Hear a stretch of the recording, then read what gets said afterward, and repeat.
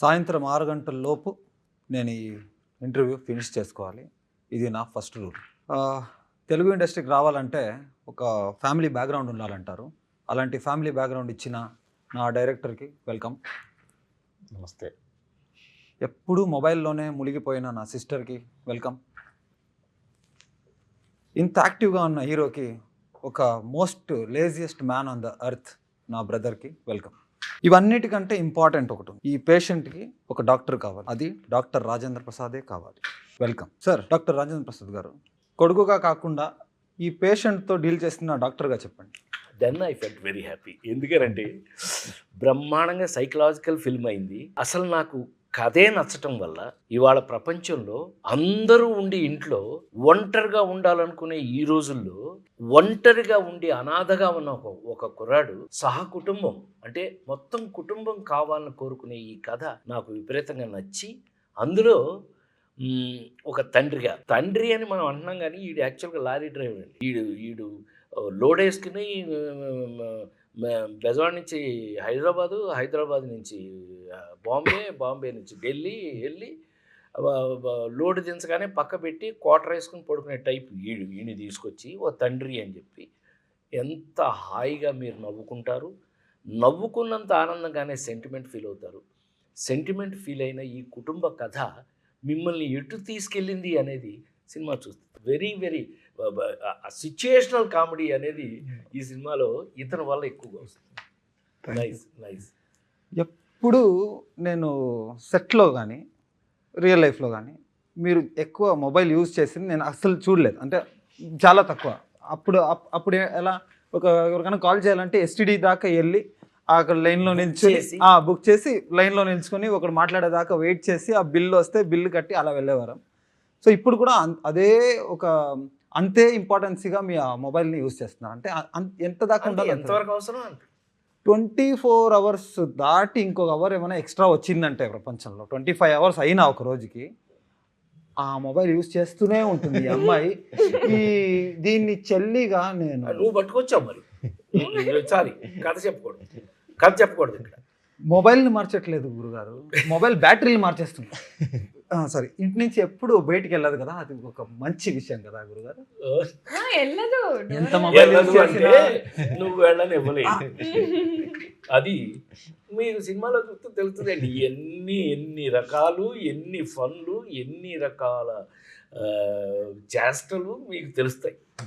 But anyway nice, మంచి character, something special. కొత్త రకమైన. ఎలా అనిపించింది నాన్నకు డాక్టర్గా యాక్ట్ చేయడం? నాకు ఆయన డాక్టర్గా యాడ్ చేయడం ఒక అదృష్టం. ఇలాంటి అదృష్టం ఎప్పుడు దొరకలేదు. అలాంటిది నేను ఆయన దగ్గర నుంచి చాలా చాలా నేర్చుకున్నాను, ఎవరితో ఎలా ఉండాలి. అండ్ బట్ ఒక్క విషయం మాత్రం నేర్చుకోలేదు కదా నువ్వు, ఏంటది? మొబైల్ యూజ్ చేయకూడదు ఎక్కువ. క్యారెక్టర్ అలాంటిదండి, నేను చేసేసాను. నాకు ఎప్పుడు కంటెంట్ చేయాలి అదే ఉంటది. ఎన్ని గొడవలు అవుతుంటాయి. ఉంటాను, ఇంట్లోనే బతుకుతాను, అందరం ఇంట్లోనే ఉంటాం, ఇంకేం చేయాలి ఇంట్లో?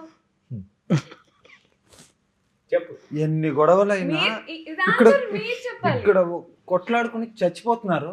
ఈ అమ్మాయి దాంట్లో ఒక కంటెంట్ వెతుకుతుంది తప్ప దాన్ని వచ్చి ఒక సాల్వ్ చేద్దాము అదంతా ఏం లేదు.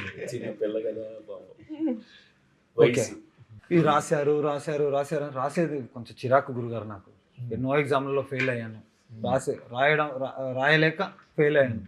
ఇక్కడ తెలిసినా ఇక్కడ రాసేటప్పుడు ఏదో ఒక ఆలస్యం, నిద్ర వచ్చేస్తుంది.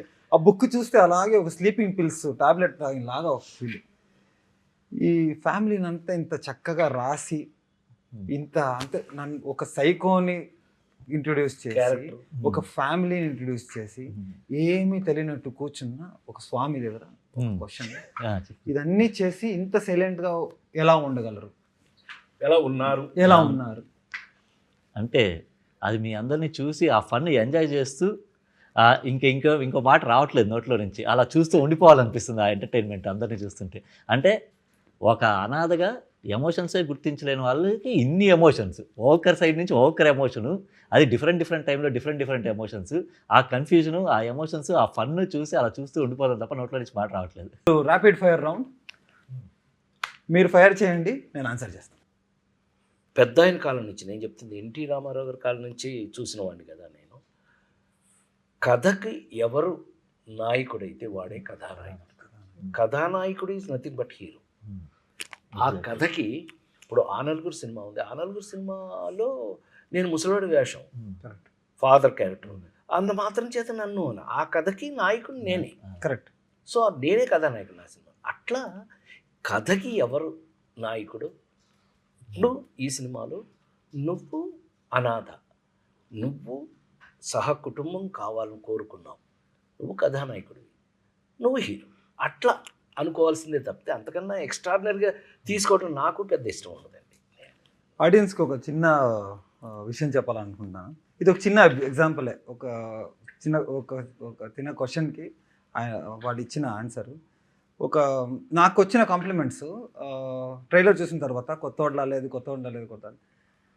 ఈ హీరో ఎలా అవ్వాలి, హీరో ఎలా ఉండాలి, హీరో ఏం చేయాలి, హీరోకున్న బాధ్యతలు ఏంటి, అదన్నీ నేర్పిన డాక్టర్ రాజేంద్ర ప్రసాద్ గారు.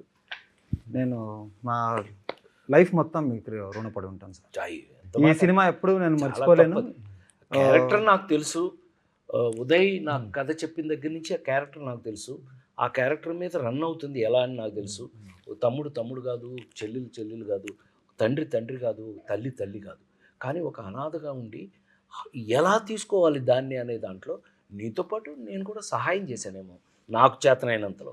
అది ఉపయోగపడిందో లేదో నాకు తెలియదు. అది రేపు దేవుళ్ళు, అది దేవుళ్ళు, ప్రేక్షక దేవుళ్ళు, వాళ్ళు రేపు చెప్పాలి ఎలా ఉంది, ఎంతవరకు కరెక్ట్ అని. అయితే కనుక దెన్ వీఆర్ సక్సెస్ఫుల్. ఏ ఒక్క సినిమా నువ్వు రామ ఒకటి గుర్తుపెట్టుకో, ఏ ఒక్క సినిమా ఒక్కళ్ళ వల్ల ఏ ఒక్కడో చేస్తే అది ఇంపాసిబుల్, అయ్యే పని కాదు. ఆశ్చర్యపోతాం మనం, మహా ఆశ్చర్యపోతాం. ఎందుకనంటే నేను పెద్ద ఆయన దగ్గర నేర్చుకున్నటువంటి, రామారావు దగ్గర నేర్చుకున్నటువంటి లెసన్స్లో ఇది ఒక లెసన్. అయితే కనుక ఎవరి బాధ్యతను వాళ్ళు నెరవేర్తించితే తప్ప ఒక సినిమా సహకుటుంబంగా రాదు. మనకు అదృష్టం కథ దగ్గర నుంచి కూడా అన్ని రకాలుగాను అందరూ పార్టిసిపేట్ చేయబట్టి ఇవాళ ఈ షేప్లో ఉన్నాం మనం అనేది నా నమ్మకం. And I love to work like this till I die. Actually మన సినిమాలో ఒక సీన్ ఉంటుంది ఇలాగే, ఒక ఇంట్రడక్షన్, అది మీరు సినిమా చూస్తే తెలుస్తుంది. But very important, HNG cinemas Madev Goud గారు ఇంతంతా చేసి పెట్టిన దానికి మా అందరి తరపున, మా ఫ్యామిలీ తరపున, మా సహకుటుంబాన్ని తరపున, మీ సహకుటుంబాన్ని థ్యాంక్ యూ సో మచ్. మిమ్మల్ని గుర్తు చేసుకోవాలనుకున్నాను ఈ సందర్భంలో. నువ్వు అనాథవు కదా, నీకు ఇంత మంచి ఫ్యామిలీ కావాలి, మంచిగా చెడు నాకు తెలియదు, కానీ ఇంత మంచి ఫ్యామిలీ కావాలని నువ్వు ఎందుకు కోరుకున్నావు?